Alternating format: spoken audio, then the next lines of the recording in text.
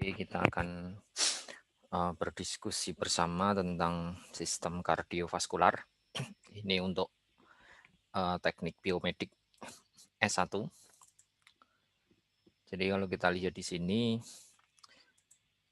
sistem kardiovaskular terdiri dari dua komponen sebenarnya. Kardio artinya adalah jantung, dan yang kedua adalah vaskular, artinya adalah pembuluh darah.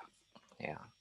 Jadi jantung katakanlah fungsinya adalah untuk memompa darah, pembuluh darah ya untuk menyalurkan darah ke berbagai organ, berbagai regio tubuh.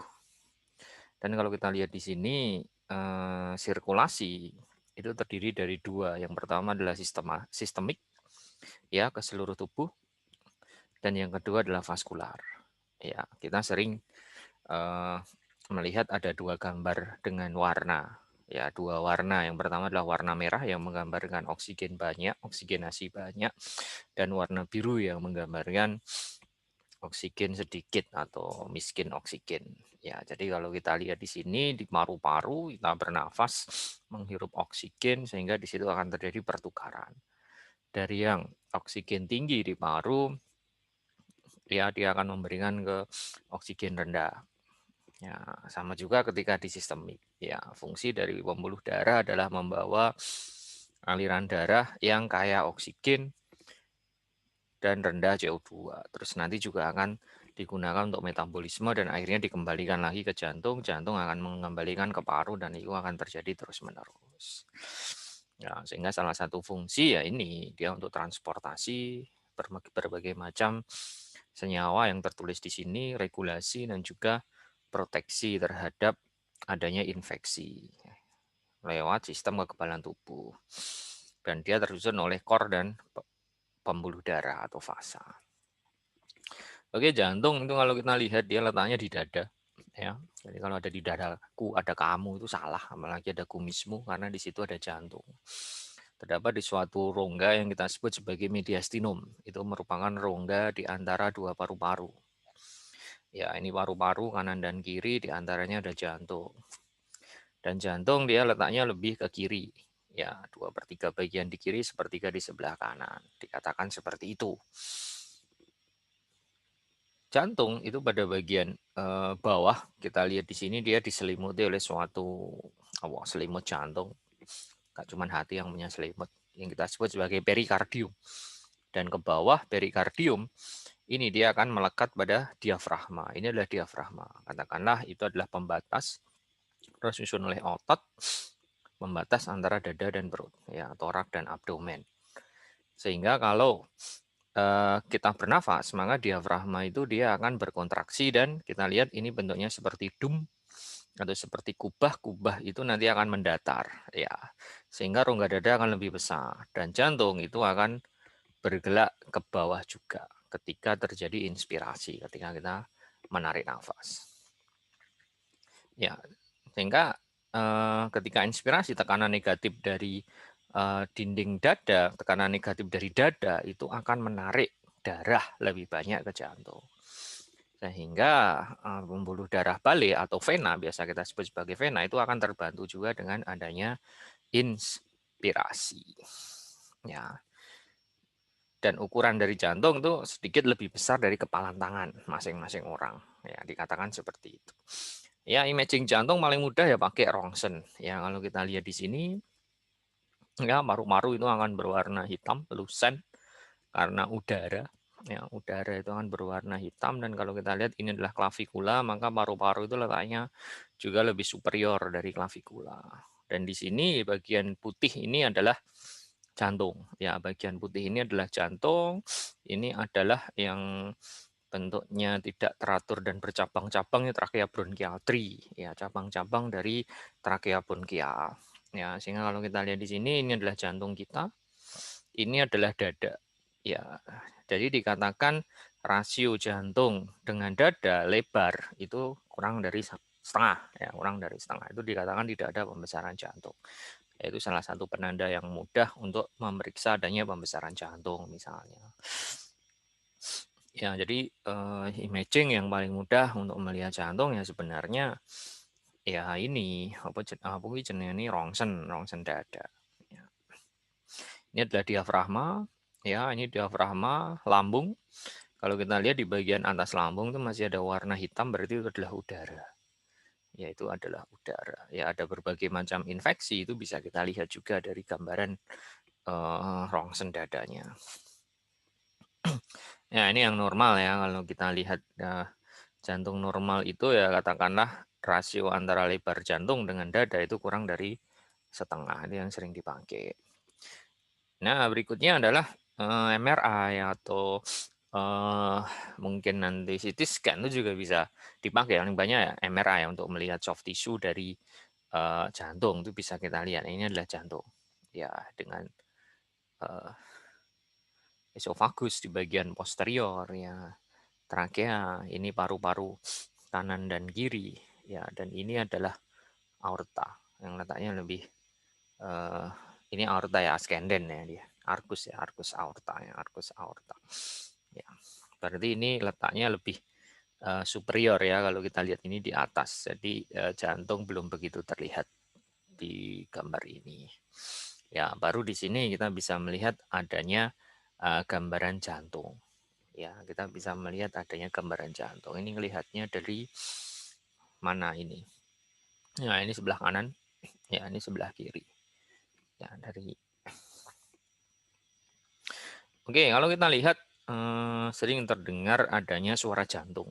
Ya, jadi yang jantung kalau teman-teman lihat terdiri dari ada beberapa ruang ya, ada 4 ruang. Atrium kanan, atrium kiri, dexter, sinister, dan ventrikel kanan, ventrikel kiri. Jadi masing-masing ruang itu akan antara atrium kanan dan ventrikel kanan itu dia akan dipisahkan dengan atrium kiri dan ventrikel kiri. Jadi katakanlah sistem pembuluh darah kita, sistem peredaran darah kita itu tertutup ya, atau tidak ada percampuran antara darah yang kaya oksigen dengan yang miskin oksigen. Ya bercampurnya ya di paru-paru, bukan di tempat-tempat yang lain. Nah, serta aliran darah itu sebenarnya kalau kita lihat ya satu arah dari atrium ke ventrikel. Dari atrium kanan ke ventrikel kanan, dari atrium kiri ke ventrikel kiri. Dari ventrikel kanan ke arteri pulmonalis, dari ventrikel kiri ke aorta, baru ke seluruh tubuh. Nah, di situ diperankan oleh katup. Ya, mungkin teman-teman yang di teknik tahu bahwa fungsi katup adalah memastikan aliran satu arah di tubuh kita, terutama sistem sirkuler itu juga terdapat katup-katup, terutama di jantung. Antara atrium kanan dengan ventrikel kanan itu kita lihat ada katup tricuspid. Antara atrium kiri dengan ventrikel kiri itu terdapat katup bicuspid atau mitral. Dan antara ventrikel dengan ventrikel kanan dengan arteri pulmonal, ventrikel kiri dengan aorta itu terdapat katup semilunar, dan katup itu suaranya ketika dia menutup akan menimbulkan suara jantung. Ya mungkin kalau kita lihat suara jantung dak dikduk. Ya, maka kalau dia cepat jadinya deg-degan. Ya. Kenapa enggak deg-dak-dak ya, dak dikdukan ya, ya adanya dok sama deg ya. Nek dok ora pantes ya, masa dok-dokan bahasa Inggris. Kan enggak ya, akhirnya pakai aja deg-degan ya. Tapi kalau di suara jantung sebenarnya ada 4 ya, suara jantung 1, 2, 3, 4. Yang terdengar normal itu suara jantung 1 dan 2. Biasa jadi labdap ya. Kalau ketemu gebetan ya dari lab you. Nah, ini proyeksi saja ya. Ini biasanya dipakai untuk memeriksa suara jantung oleh dokter. Nah, kalau kita lihat di sini jantung itu dia punya 4 ruang. Ya, dia terdiri dari 4 ruang, atrium kanan, ventrikel kanan, atrium kiri, dan ventrikel kiri. Jadi biasa juga dibagi jantung bagian kanan dan jantung bagian kiri itu pembagian secara distribusi aliran darah. Yang kanan itu untuk yang miskin oksigen karena warnanya biru, yang kiri itu yang kaya oksigen. Ya, yang kanan itu miskin oksigen, duafa oksigen. Kenapa? Karena fungsinya adalah menerima darah. Jadi kalau kita lihat atrium kanan fungsinya adalah menerima darah dari vena. Yang biru itu adalah vena, yang merah itu arteri. Ini vena cava inferior, vena cava superior masuk ke atrium kanan, habis itu masuk ke ventrikel kanan dan akhirnya ke paru-paru lewat arteri pulmonal. Ya dari arteri pulmonal dia akan ke paru dan akhirnya akan terjadi ini pertukaran oksigen ya oleh paru dan akhirnya dibawa lagi ke jantung lewat vena pulmonalis. Ya, jadi vena pulmonalis di sini adalah vena yang membawa darah yang kaya oksigen. Ya, arteri pulmonalis adalah arteri yang membawa darah yang miskin oksigen. Padahal biasanya arteri itu membawa yang kaya, kecuali arteri pulmonalis. Begitu juga dengan vena pulmonalis. Dari vena pulmonalis akan ke ventrikel kanan dan akhirnya ke aorta. Ya. Oke, kalau kita lihat di sini antara jantung bagian kanan dan kiri itu dia dipisahkan oleh sekat ya, baik interatrial dan interventrikular. Ya, maka mereka tidak akan bergabung ya. Ya, kecuali ada beberapa kasus yang dia masih normal tuh bisa ya, terutama pada defek septum atrial tuh 25% tuh mungkin masih terbuka, tapi itu dalam range normal. Ya, itu yang pertama, aturan yang pertama. Yang kedua adalah darah dari atrium itu akan ke ventrikel dan dari ventrikel tidak boleh balik lagi ke atrium. Ya, terus nanti ke arteri pulmonalis atau aorta. Juga tidak boleh balik lagi ke ventrikel. Sehingga di situ akan ada katup-katup di sini kalau kita lihat. Ya, katup antara atrium dan ventrikel kita sebut sebagai katup atrioventrikular. Ya, ada yang kanan dan ada yang kiri. Ya, katup ada yang kanan dan ada yang kiri. Ya. Jadi kalau kita lihat katup itu bentuknya seperti pintu. Ya, jadi sebenarnya bukan pintu ya, daun pintu ya. Jadi ini antara atrium dan ventrikel itu dibatasi oleh pintu. Pintu yang terbuka, di pintu itu terdapat daun pintu. Nah, daun pintu itu adalah katup. Yang kanan katupnya jumlahnya 3, maka disebut sebagai trikuspid. Kuspid itu daun pintunya itu. Ya, yang kanan itu 2, maka disebut sebagai bikuspid atau mitral. Ya. Nah, kalau yang di pulmonar dan aorta itu bentuknya seperti kantong. Ya, ini kan kalau dia terbuka maka satu sisi dipotong itu jadi bentuknya seperti bulan sabit, maka disebut sebagai semilunar. Ya, semilunaris pulmonar, semilunaris aorta. Ya, kalau kita lihat jantung di sini masih ingat ya bentuknya seperti katak tengkurap itu kalau kita mulai dari SD sampai SMA ya. Seperti katak ya, katak ya cetong nggak usah terkungkrap ya. Tapi kalau di sini kalau kita lihat ternyata berbeda ya. Jantung bentuknya seperti limas. Ya, ini limas. Dia punya apek ya, apek cordis yang dibentuk oleh ventrikel kiri dan batas-batas jantung itu ternyata juga berbeda dengan yang katak tadi. Yang sebelah kanan itu adalah atrium kanan. Kalau kita lihat atrium kanan membentuk batas kanan. Ventrikel kanan itu akan terletak di depan. Ya, ventrikel kanan sebenarnya letaknya di depan. Ventrikel kiri letaknya di postero inferior. Ya, di posterior dan inferior.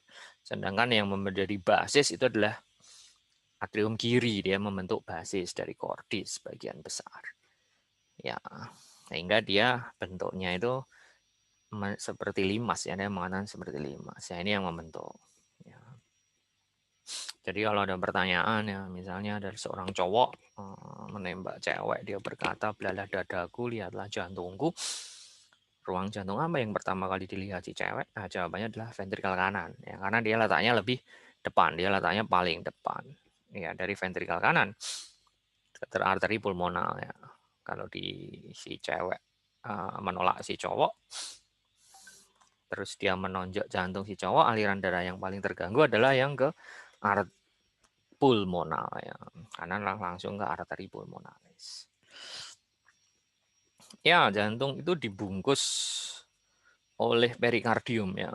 Ini adalah lapisan fibrus. Fibrus itu lapisan elastik yang paling kuat. Ya, ini fibrus. Ya, lapisan fibrus ini akan melekat di bagian inferior dengan diafragma tadi sudah kita bahas ya. Terus yang bagian dalam itu juga terbentuk oleh perikardium serosa. Ya, jadi ada kalau kita lihat di sini ada fibrus dan serus. Ya, lapisan serus di sini tersusun oleh 2. Yang pertama adalah parietal, yang kedua adalah visceral. Yang visceral itu membungkus jantung sendiri ya. Ini maka kita sebut sebagai perikardium visceral atau bentuk epikardium. Ya, kalau kita lihat bagian jantung dari dindingnya, maka bagian dalam ini terdapat lapisan endokardium paling dalam. Ya, terus ada miokardium, mio adalah otot, ya otot jantung, dan yang lapisan paling eksternal ya itu adalah epikardium. Nah, epikardium ini adalah perikardium visceral. Ya, yang perikardium serosa yang parietal tadi dia melekat pada perikardium fibrus. Nah, sehingga di sini antara perikardium parietal dan visceral di sini terdapat ruang yang kita sebut ya, nah ini ada ruang kantong yang kita sebut sebagai cavum pericardi. Ya, ini adalah kantong cavum pericardi. Jadi adalah ruang. Jantung terdapat dalam suatu ruang yang kita sebut sebagai cavum pericardi atau pericardial cavity. Ya, karena yang dikelilingi oleh lapisan serosa, maka dia akan menghasilkan cairan. Ya, sehingga di sini ada cairan. Sehingga ketika jantung berdetak, itu dia tidak terjadi friksi karena ada cairan di sini. Ya, sehingga teman-teman ingat kalau ada lapisan serus itu fungsinya adalah menghasilkan cairan. Ya. Oke, nah ini adalah bentuk dari katup ya dengan kuspisnya tadi. Ya, kuspis. Nah, ini adalah ternyata di bagian bawah dari kuspis itu dihubungkan oleh suatu otot yang kita sebut sebagai musculus papillaris yang bentuknya seperti gunung. Ini adalah musculus papillaris. Ini adalah modifikasi dari miokardium. Ya, ini miokardium bermodifikasi menjadi musculus papillaris dan dilekatkan oleh chorda tendinea sampai ke kuspis. Ya, jadi ingat aliran darah adalah dari atrium ke ventricle. Atrium ke ventricle adalah aliran darah. Tidak boleh ada aliran darah balik. Jadi fungsi katup adalah mencegah aliran darah balik. Sekarang kita bayangkan di sini ventrikelnya terisi darah, maka ventrikel akan berkontraksi. Dia akan meregang dan akan berkontraksi seperti karet ya, mengenai Luffy, hukum Frank Starling ya, itu hukum Frank Starling. Dia akan membesar, habis itu akan kontrak. Ketika kontrak tekanan tinggi, maka aliran darah akan masuk lagi ke atrium. Ya, itu dicegah dengan katup yang menutup.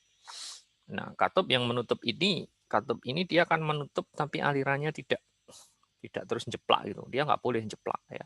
Jadi dia harus menutup erat seperti ini. Nah, penutupan erat itu dibantu oleh kontraksi dari papilar. Jadi papilar ini akan berkontraksi untuk menutup katup dengan erat sehingga tidak ada jeplak ya, regurgitasi atau refleks. Ya, karena kalau ada regurgitasi, beban atrium akan bertambah dan darah yang masuk ke aorta atau arteri pulmonal akan semakin sedikit. Nah, sehingga jantung akan kontraksi lebih cepat katakan. Nah, ini tadi sudah kita bahas ya, miokardium itu ada serabut yang silang menyilang, dia sifatnya involunter. Involunter tidak bisa kita kendalikan, kan nggak bisa kita kendalikan. Ya, dari labdap tadi suara jantung, kalau ketemu cewek ya jadi labiu-labiu. Kalau kita dikejar anjing ya akan lari lebih cepat karena simpatis. Tadi juga ini sudah kita bahas ya. Nah, ini adalah jantung dari manusia ya. Warna kuning itu adalah lemak ya. Jadi tempat perlemakan di salah satunya adalah di jantung. Dan dia letaknya adalah subepikardial di antara epikardium dan miokardium. Di mana di situ juga terdapat arteri koroner. Ya, jadi salah satu tempat favorit perlemakan adalah jantung. Jadi ini agak membesar ya jantungnya, kalau kita lihat bentuknya jadi kayak sepatu boot gitu. Nah, ini valvula tadi sudah kita bahas ya.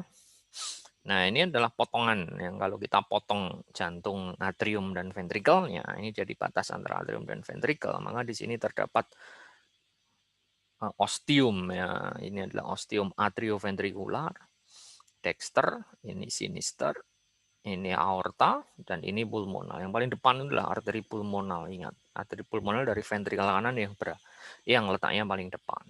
Ya. Nah, ini bentuknya seperti kantong-kantong. Maka ini katup semilunar. Ya, ini bentuknya kuspis daun pintu tadi. Ya. Ketika jantung darah masuk ke atrium, maka akan langsung masuk ke ventrikel. Nah, maka ini akan terbuka. Nah, ini akan terbuka. Bayangkan ventrikel terisi darah, ya, terus nanti ventrikel dia akan mengembang, terus dia akan akan berkontraksi melawan tahanan yang ada di katup semilunar. Terus akhirnya dia bisa membuka katup semilunar, cerut gitu.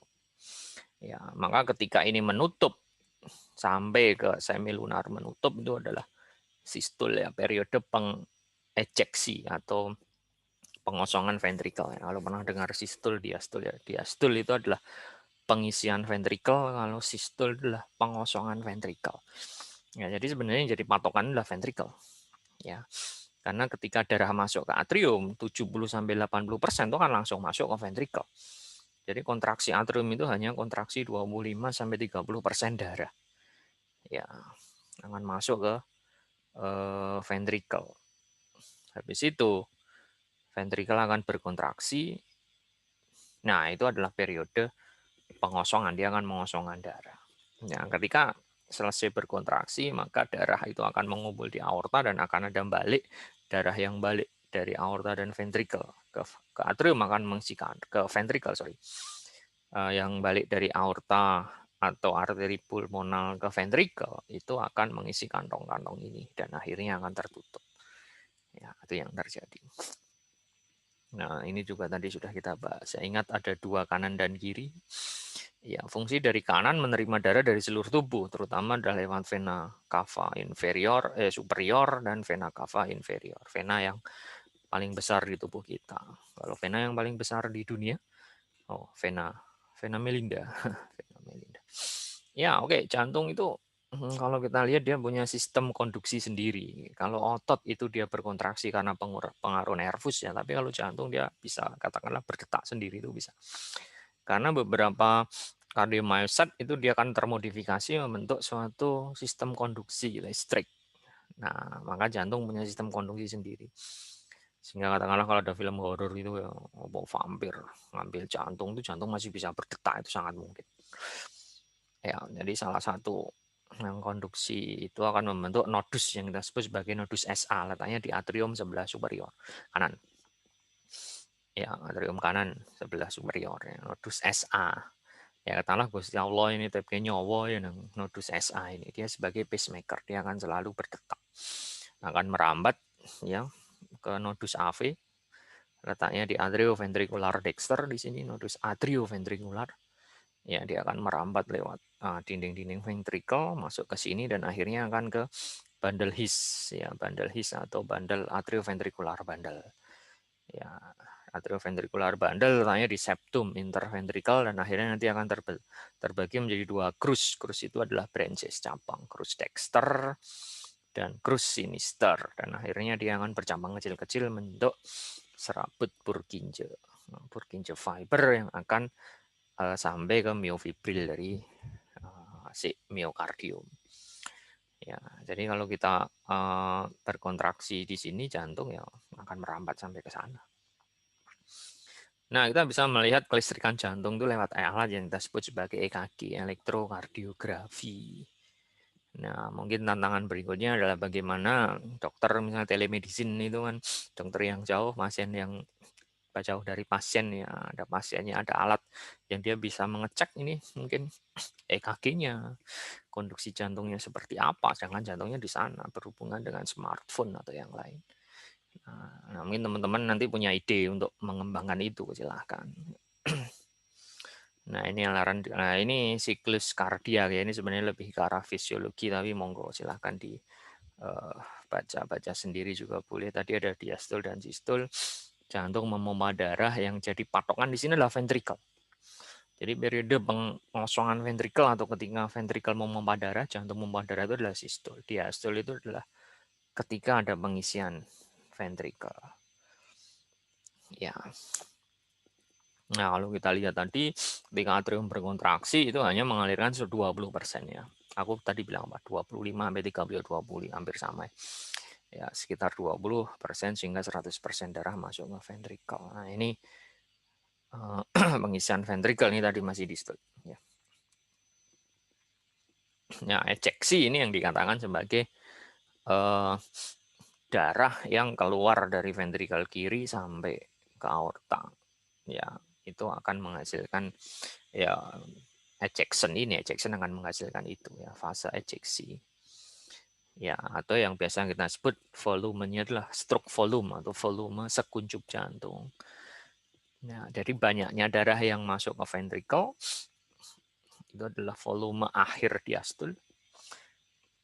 Terus ada juga volume darah yang keluar dari ventrikel, volume sekuncup. Nah, ini yang sering apa itu sering dijadikan patokan untuk melihat fungsi jantung adalah fraksi ejeksi. Ya, volume sekuncup jantung dibagi volume diastul akhir. Ya, piro aku lali. Kalau dia semakin kecil, maka fungsi jantung semakin kecil juga. Nah, kalau jantung sendiri butuh makan ya, dia dari arteri koroner ya, nggak usah diapalin. Ini arteri koroner adalah arteri yang ke jantung. Ya, maka kalau kita lihat di sini ini adalah arteri-arteri koroner, ada dua, dexter dan sinister, bercabang-cabang, tapi uniknya adalah pembuluh darah itu biasanya dia akan saling ketemu. Ya. Ini kita sebut sebagai anastomosis, pertemuan antara pembuluh darah. Jadi ada dua sumber dari kanan dan dari kiri, maka dia akan ketemu. Cerat gitu. Ya. Tapi di jantung itu ternyata dia tidak ketemu. Kalau di organ lain mungkin dia akan ketemu. Untuk anastomosis di jantung dia tidak ketemu. Maka sering disebut sebagai N arteri, arteri buntu. Ya tahu ya buntu. Karena tidak saling ketemu. Istrinya buntu. Nah ini EKG untuk melihat jantung ya. Misalnya ketika atrium berkontraksi gelombang P, ventrikel berkontraksi gelombang QRS, dan relaksasinya ventrikel gelombang T. Ya. Jadi ini untuk memeriksa fungsi kelistrikan jantung. Ya, tadi kalau jantung itu adalah pompanya, maka kita ke pembuluhnya atau pipanya. Ya, jadi kalau kita lihat jantung itu dia akan mengalirkan darah ke seluruh tubuh, itu butuh pipa. Ya, maka pipa itu ada yang besar, ada yang kecil. Yang besar fungsinya adalah untuk konduksi dan distribusi. Maka arteri-arteri besar itu dia sifatnya elastik dan fungsinya adalah untuk konduksi, menghantarkan sampai ke regio atau organ tertentu. Ya, maka kalau kita lihat ada arteri karotis, arteri yang ke leher kepala, itu arteri besar. Atau bahkan aorta itu paling besar ya, arteri renal di situ arteri-arteri distribusi yang memastikan darah sampai ke organ. Ya. Ketika sampai di organ, apakah darah itu akan terpancarkan sempurna dengan maksudnya seluruh bagian organ itu akan terkena darah dengan sama? Tidak. Ya, dia akan diatur. Nah, ini bagian tertentu membutuhkan aliran darah lebih, bagian tertentu tidak. Ya, makanya ada arteri-arteri yang lebih mengatur itu. Ya. Biasa kita sebut sebagai vasa resisten, yang ini adalah arteriola. Maka kalau dia tidak membutuhkan aliran darah lebih, dia akan menyempit atau kita sebut sebagai vasokontriksi. Kontriksi artinya adalah mengecil. Tapi bagian tertentu dia membutuhkan aliran darah yang banyak, maka dia akan vasodilatasi. Dilatasi artinya membesar. Ya, sehingga arteri-arteri kecil, fasa-fasa kecil resisten, itu kita sebut sebagai fasa resisten karena dia akan ini berperan untuk mengatur aliran darah secara lokal, ingat secara lokal. Sedangkan arteri-arteri besar itu biasanya sifatnya elastik karena dia membawa distribusi darah ke organ atau regio tertentu. Ya, setelah sampai di organ atau regio-regio maka akan bertukar atau terjadi pertukaran.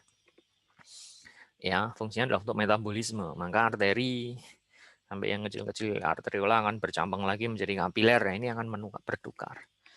Ya, akhirnya ya O2 yang banyak di arteri ke jaringan akan digantikan oleh CO2.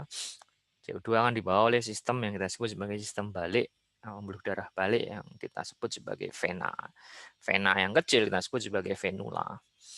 Ya, jadi venula dan vena itu kita sebut sebagai pembuluh darah kapasitan atau reservoir. Ya, sehingga kalau ditanya ya darah itu paling banyak terdapat di mana, maka terdapat di venula dan vena. Ya, 40% darah itu terdapat di situ. 40 sudah ya ulangi. Nanti cek gitu ya ada. Nah, sehingga ketika jantung berdetak, dia akan ke aorta. Ini adalah pembuluh darah besar, ya, arteri elastik tadi. Nah, jadi kalau kita lihat arteri dan vena itu kan terdiri dari 3 lapisan.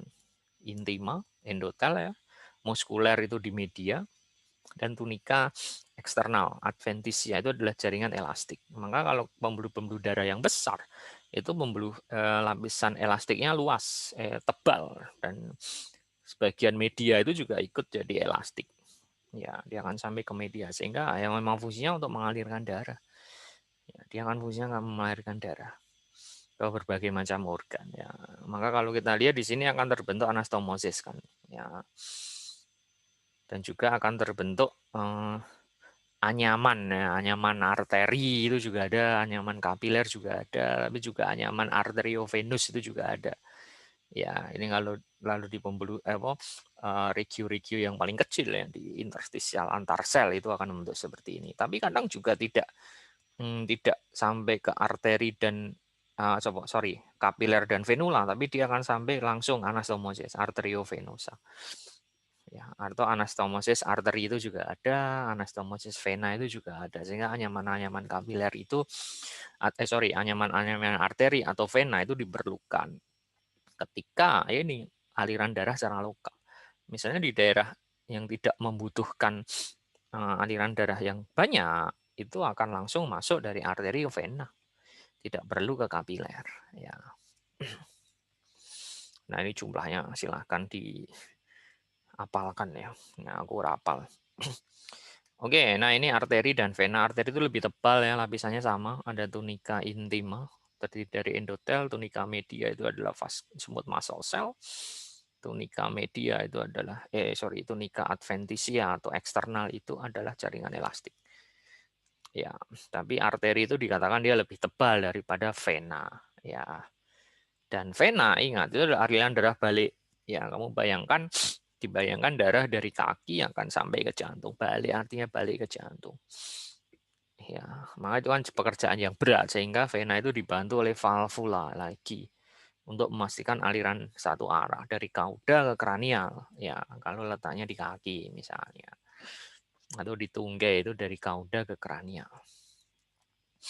Nah, maka di sini akan terdapat valvula-valvula. Ya. Sedangkan kalau kapiler, ini adalah kapiler yang C. Ini dia hanya satu lapis endotel saja, karena fungsinya adalah untuk pertukaran. Nah, ini tadi ya, arteri internal, media, eksternal, tadi sudah kita bahas. Yang besar itu arteri elastik.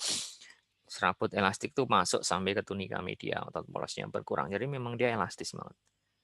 Ya, mungkin Luffy di One Piece itu Gomu-Gomu itu membentuk sebagian besar adalah elastik sehingga mungkin dia tidak akan mengalami cedera endotel karena sangat elastik ya.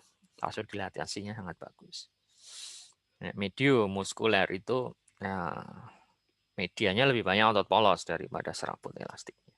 Nah ini adalah distribusi arteri. Ini aorta, ascending, arcus dan descending yang bagian torakal, ini abdominal, nanti bercabang dua bifurkasio aorta jadi arteri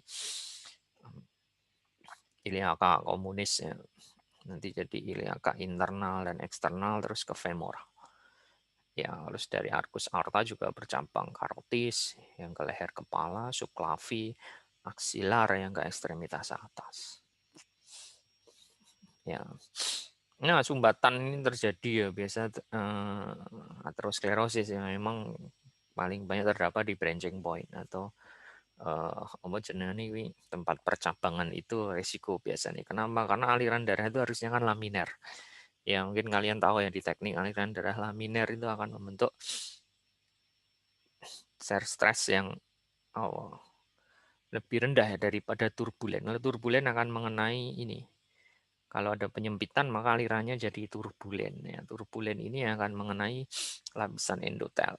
Lapisan endotel mechanotransduction dari situ itu akan menghasilkan biasanya peradangan atau cedera endotel itu karena tekanannya shear stressnya lebih tinggi atau sering berubah-ubah. Nah tadi arteriola tadi resisten ya, fasa resisten mengantarkan ke kapiler, tapi ini juga mengatur aliran darah secara lokal. Nah ini contohnya yang jadi ada yang istilah angiografi, itu adalah melihat percabangan arteri-arteri ini. Misalnya ada seorang pasien, dia koronernya terhambat, itu tersumbat, maka dokter akan melakukan angiografi untuk melihat sumbatannya di mana. Terus apa yang akan dilakukan berikutnya. Ya, untuk melihat patensi. Nah, ini kapiler tadi. Ya, jadi ini misalnya arteriola, terus ini adalah kapilernya, antara arteriola dan kapiler di sini ada sphincter prekapiler. Ya, di mana kalau dia akan terbuka maka aliran darah sampai ke kapiler. Tapi kalau misalnya tidak terbuka, metabolisme sudah cukup, ya ini akan tertutup berkontraksi sehingga akan terjadi anastomosis arteriovena. Ya, jadi tidak harus dari arteriola itu ke kapiler aliran darah itu, tergantung kebutuhan jaringan. Sehingga katakanlah fungsi dari arteriola tadi, selain dia pembuluh darah resisten, dia juga mengatur aliran darah lokal. Nah, vena itu dinding lebih tipis ya, dan dia mempunyai tugas untuk balik ke jantung. Ya, ini adalah sistem vena ya. Yang masuk itu vena cava superior dan vena cava inferior ke atrium dexter. Sebenarnya masih ada satu lagi ya, sinus coronarius dari jantung.